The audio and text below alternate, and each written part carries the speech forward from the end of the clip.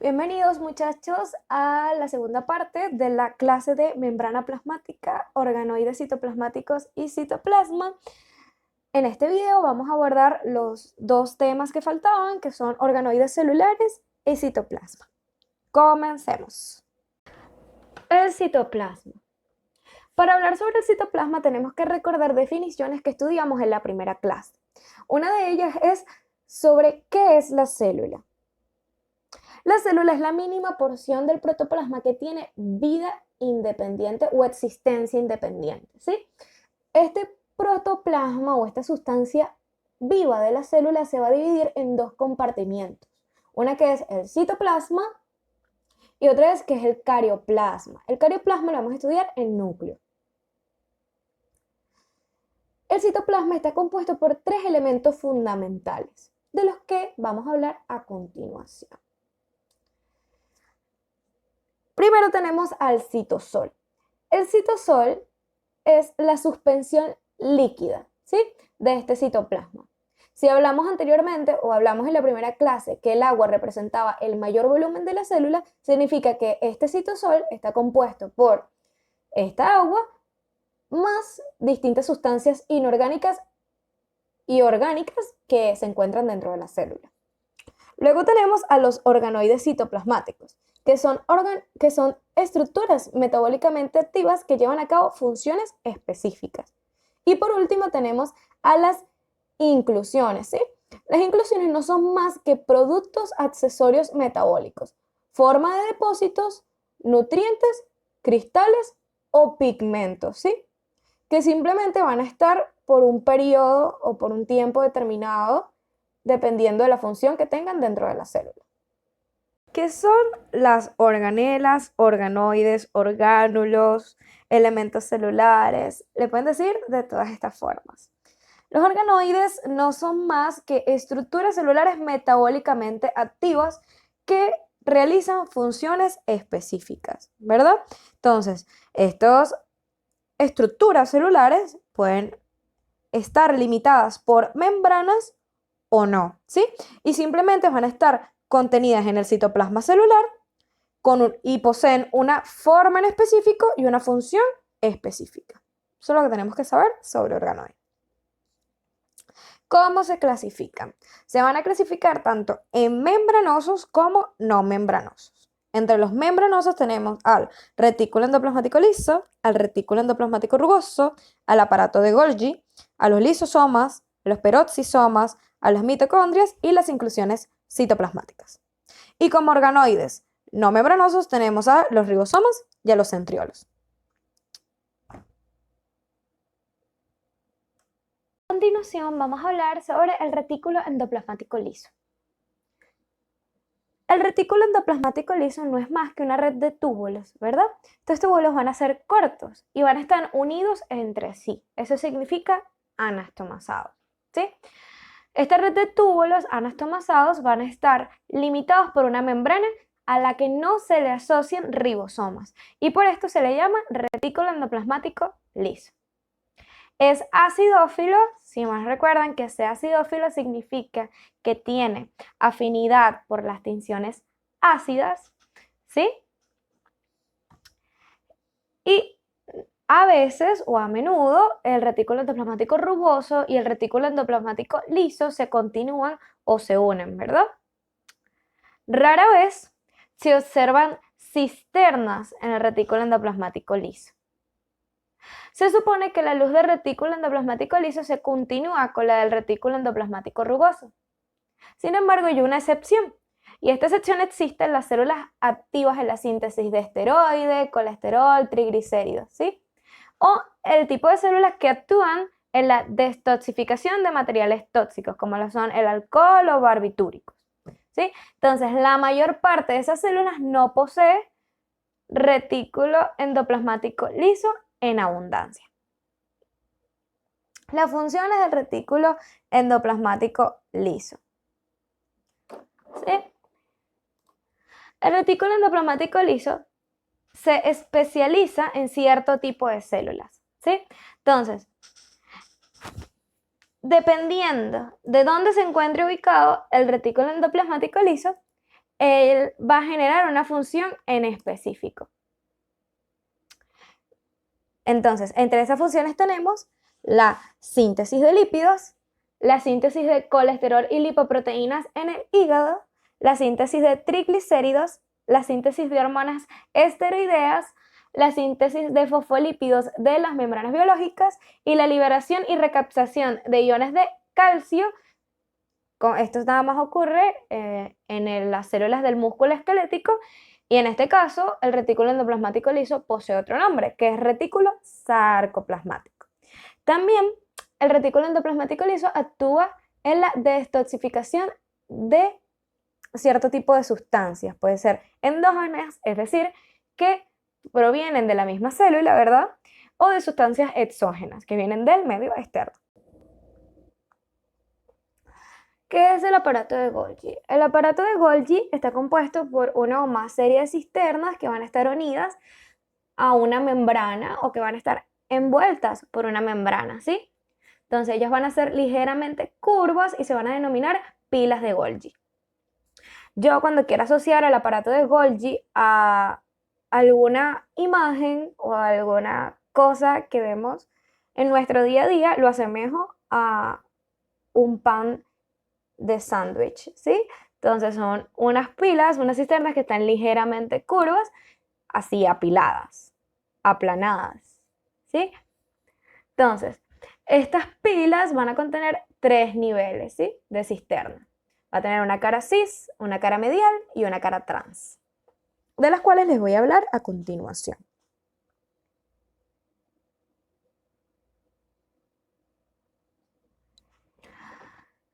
Primero tenemos una cara cis, ¿verdad?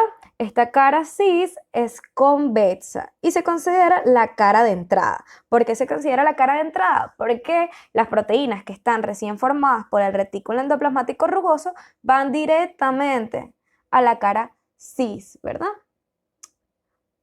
Lista para que sea empaquetada y se envíe a su destino. Luego tenemos la cara trans, que es de forma cóncava, ¿sí? Y representa la cara de salida. ¿Por qué? Porque aquí ya la proteína fue empaquetada y va a ir ese gránulo de secreción, va a ir hacia la luz y a su destino, directamente a su destino. Bueno, y ustedes se preguntarán, ¿cuál es su destino? Una vez que las vesículas de transporte tocan la cara cis del aparato de Golgi, esa proteína o ese producto va a ser modificado, ¿sí? Y una vez que es modificado, pasa por la zona medial y por último a el reticulado trans del aparato de Golgi, este se va a encargar de enviar este producto directamente a la membrana plasmática, a gránulos secretorios o a lisosomas, ¿sí?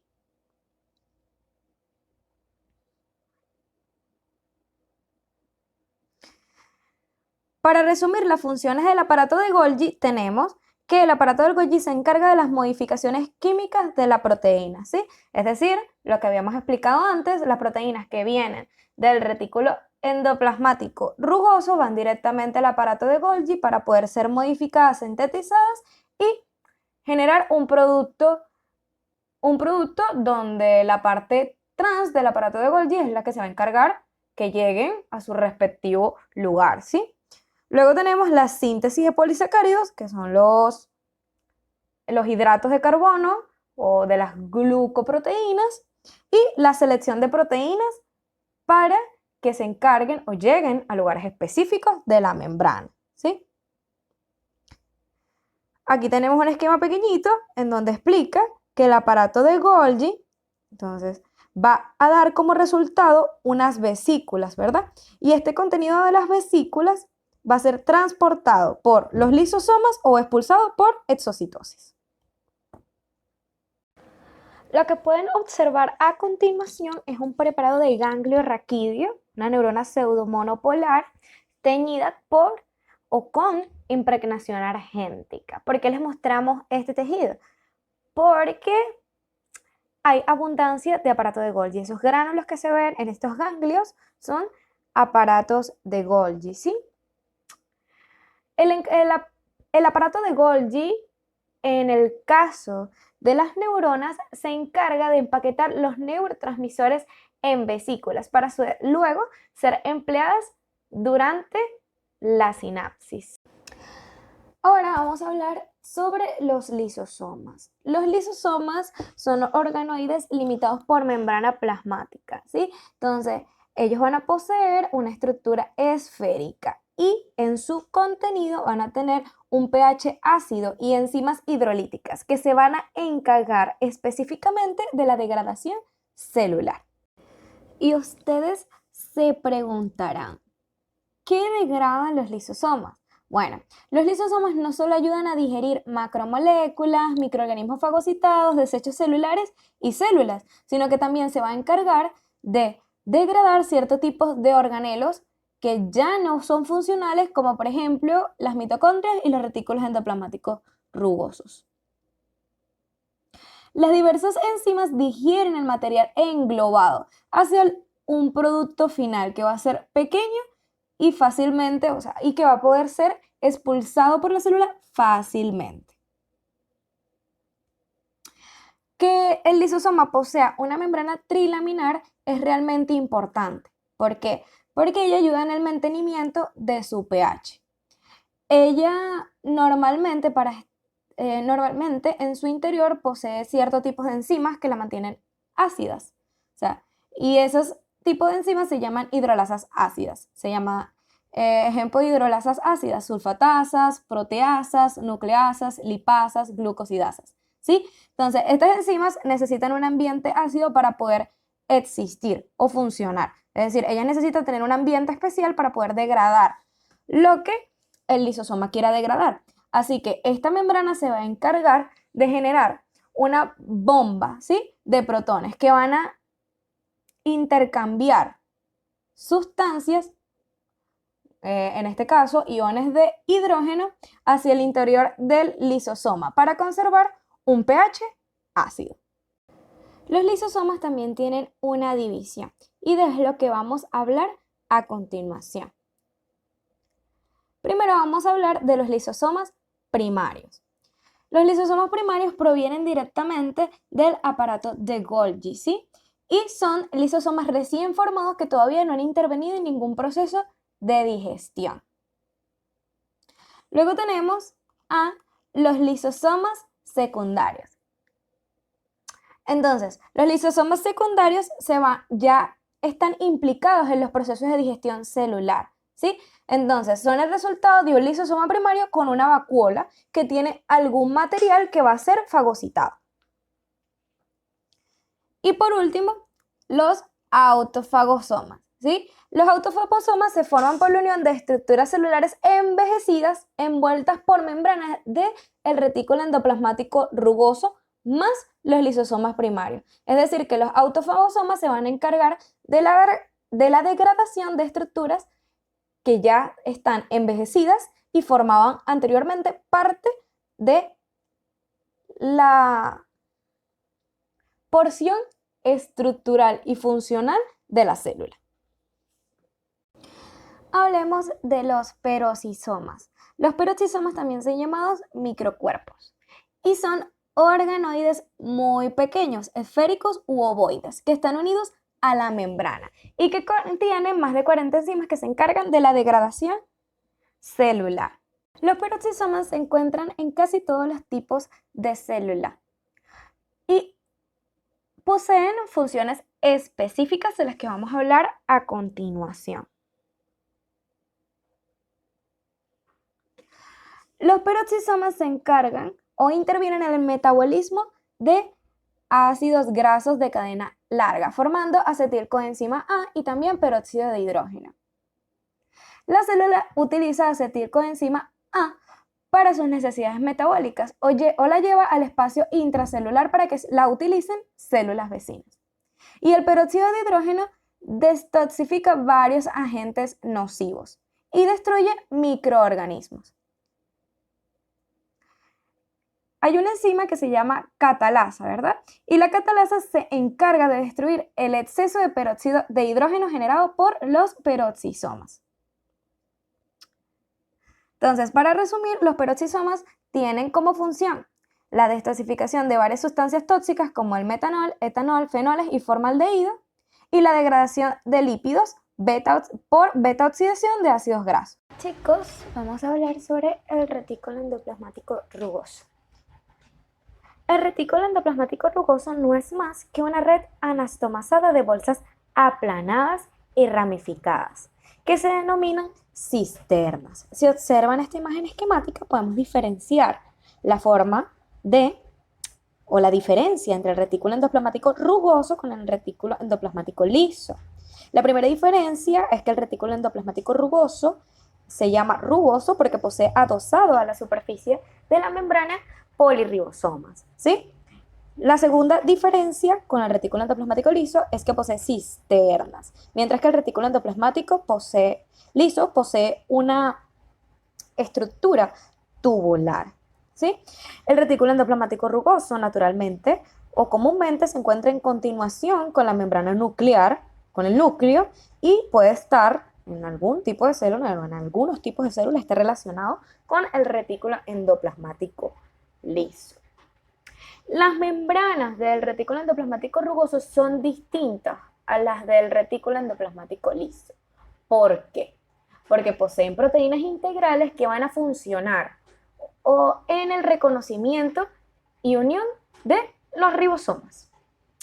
El retículo endoplasmático rugoso participa en la síntesis de todas las proteínas que deben empaquetarse o trasladarse a la membrana plasmática. Lleva a cabo las modificaciones post-transcripcionales de estas proteínas, tales como la sulfatación, plegamiento y glucosilación. A su vez, todas las proteínas y los lípidos de la membrana van a ser creados ¿por quién? Por el retículo endoplasmático rugoso. ¿Qué mencionábamos que el retículo endoplasmático rugoso se llamaba así? Porque en su membrana se encontraban adosados ribosomas. Tenemos que hablar sobre qué son los ribosomas. Los ribosomas son partículas pequeñas compuestas por proteínas y ARN ribosomal, ¿sí? Cada ribosoma está compuesto por una subunidad grande y una subunidad pequeña, y ambas son creadas o ensambladas en el nucleolo de la célula. La subunidad pequeña va a encargarse de unirse con el ARN mensajero a un sitio específico y se va a trazar o se va a unificar también con un ARN de transferencia. Una vez que entra en contacto con ambas moléculas, ¿sí?, de ARN, se va a unir con la subunidad grande.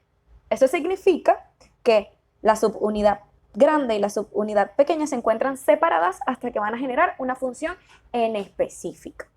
Ok, aquí viene la parte que es un poco compleja. Les debo explicar qué son los polirribosomas. Si ya hablamos de que los ribosomas son partículas pequeñas que poseen dos subunidades y que se van a encargar de unirse con dos tipos de ARN para luego ir directamente al retículo endoplasmático rugoso y generar una síntesis proteica, tenemos que saber que el ribosoma no está solo, ¿sí?, cuando va a ir al retículo endoplasmático rugoso. El ribosoma va a estar unido por una larga cadena que se va a llamar ARN mensajero. Y una vez que este ribosoma se une con el ARN mensajero, genera un polirribosoma. Es decir, que los ribosomas con la cadena de ARN mensajero van a crear una espiral y se va a adosar a la membrana del retículo endoplasmático rugoso. Pero ustedes se preguntarán, ¿para qué se unen? Ellos se van a unir para cumplir la función específica que tiene el retículo endoplasmático rugoso y los ribosomas, que son la síntesis de proteínas del citosol, del núcleo y de algunas proteínas mitocondriales. Les explico. Por lo general, la síntesis de proteína tiene unas instrucciones específicas, ¿verdad? Estas instrucciones específicas se las lleva el ARN mensajero. Entonces, él va a decidir qué proteína es la que va a sintetizar y se va a unir la subunidad pequeña con la subunidad grande para comenzar la síntesis de esta proteína.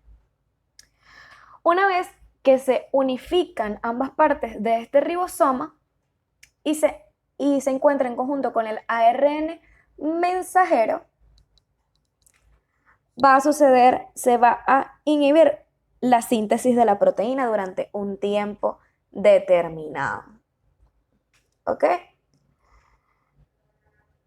Luego va a existir el ARN de transferencia. El ARN de transferencia lo que va a hacer es funcionar o va a crear uniones covalentes entre los aminoácidos que forman esa proteína y va a generar una reacción. ¿Para qué va a funcionar esta reacción? ¿Sí? Para que en la membrana se pueda codificar o existe una molécula señal que sea compatible con esa proteína. Si la proteína está ligada a esta membrana, obviamente va a poder ser codificada y se va a crear una prolongación de esa proteína. Que se cree una prolongación de esa proteína significa que esa proteína es verdadera. Una vez que esta molécula señal participe y se fije esta prolongación a la membrana del retículo endoplasmático rugoso, se va a detener la síntesis de la proteína. La partícula de reconocimiento se va a encargar de unirse con una proteína de anclaje. Entonces, en consecuencia, el ribosoma se va a colocar o se va a fijar, a adosar a la pared del retículo endoplasmático. ¿Y por qué se va a adosar a la pared del retículo endoplasmático? Porque en esta pared va a existir un complejo que se llama un complejo proteico translocador de proteínas. Entonces, este complejo proteico translocador de proteínas es la que se va a encargar realmente de que se genere una verdadera síntesis de la proteína y entre al espacio o a la luz del retículo endoplasmático rugoso para que se pueda generar una modificación de la misma. La mitocondria es un organoide realmente importante, granular y filamentoso, autorreplicable, que se considera o cuya función es la síntesis de ATP a expensas de metabolitos. ¿Sí? ¿Qué son los metabolitos? Glucosa, ácidos grasos, aminoácidos. ¿Sí? Para eso, o para que ésta obtenga la energía, se realiza una oxidación de estos metabolitos y la fosforilación oxidativa, ¿sí? Que es dependiendo de una cadena transportadora de cierto tipo de electrones. La mitocondria también sirve como almacén de sustancias como iones, aguas y algunas partículas como restos de virus de proteínas. Y es importante resaltar que cuando hay un conjunto de mitocondrias en una célula, a este conjunto de mitocondrias se le llama condrioma celular.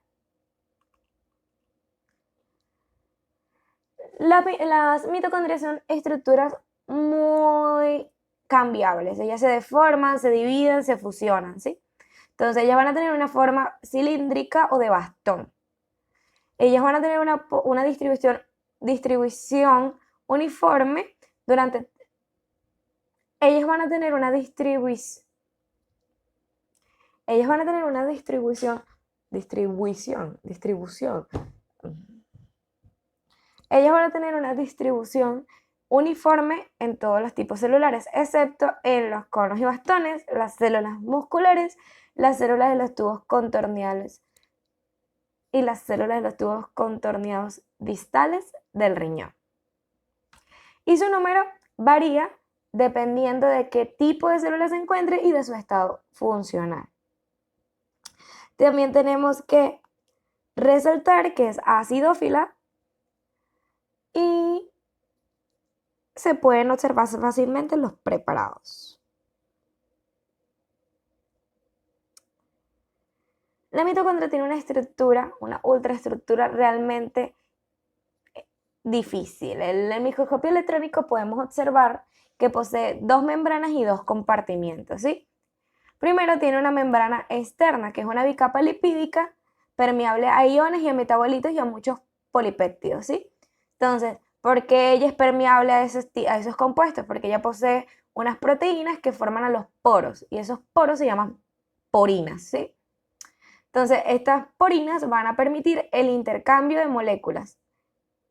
Entonces, también poseen enzimas involucradas en la síntesis mitocondrial de lípidos. Entonces, lo que van a hacer es transformar los sustratos lipídicos y van a ser metabolizados en el interior de esta mitocondria. Luego tenemos el espacio entre las membranas o cámara externa, ¿sí? Entonces, esta cámara externa va a estar compuesta de un líquido similar al citoplasma. Entonces, lo que va a tener es una alta concentración de protones, gracias a que obviamente esta célula está en un constante bombeo de los mismos por los complejos enzimáticos cuando se realiza la respiración celular, ¿sí? Luego tenemos una membrana interna que es asimétrica y que es muy clara. Ella va a poseer numerosas crestas, como pueden observar acá, y va a tener proteínas que tienen tres tipos de funciones. Una va a encargarse del transporte de electrones. Otra va a poseer un complejo enzimático y unos transportadores de electrones, ¿sí?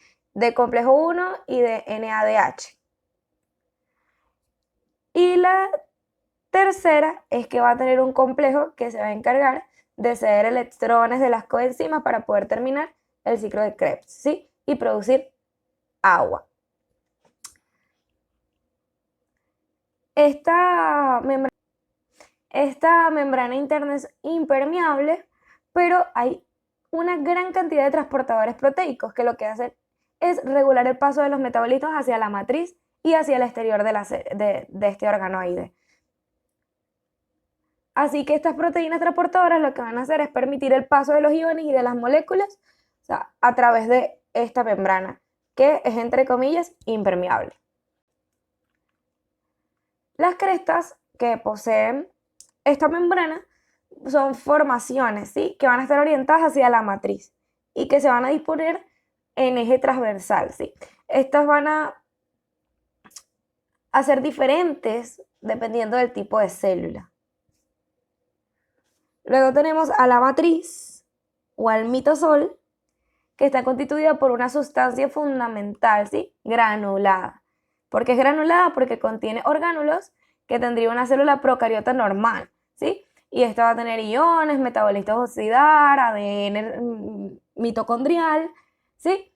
Entonces, ellos van a realizar la síntesis de algunas proteínas y numerosas enzimas que también posee esta matriz mitocondrial se van a encargar de participar en distintas rutas metabólicas que son claves para la síntesis de ATP o para generar energía, como por ejemplo el ciclo de Krebs y la beta-oxidación de ácidos grasos, ¿sí?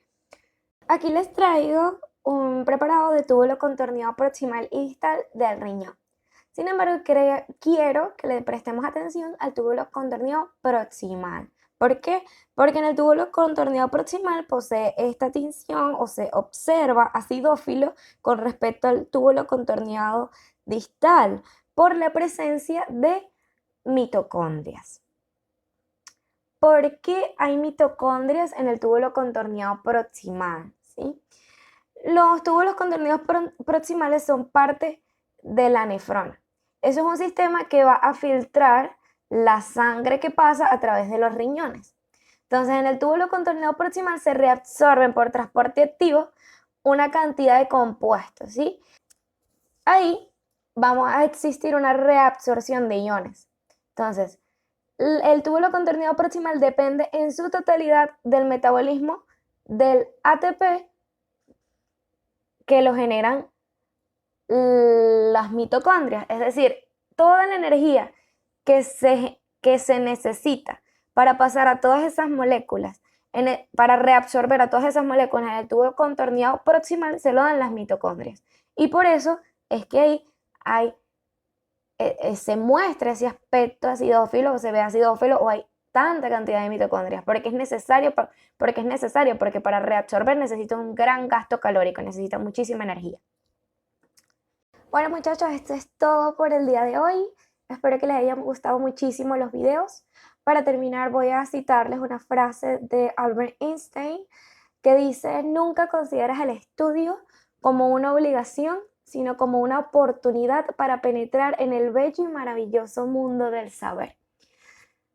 Quiero que con nosotros en este curso nos acompañen en el viaje de lo hermoso que puede llegar a ser el saber, ¿sí? Esto no es una obligación, ustedes no están obligados a hacer el curso, ustedes vinieron y lo hicieron porque les nacía aprender, porque querían aprender. Entonces deben demostrar ese amor hacia lo que hacen, ¿sí? Siempre, que nunca se les olvide demostrar cuánto aman lo que hacen, porque si ustedes aman lo que hacen, todo será muchísimo más fácil.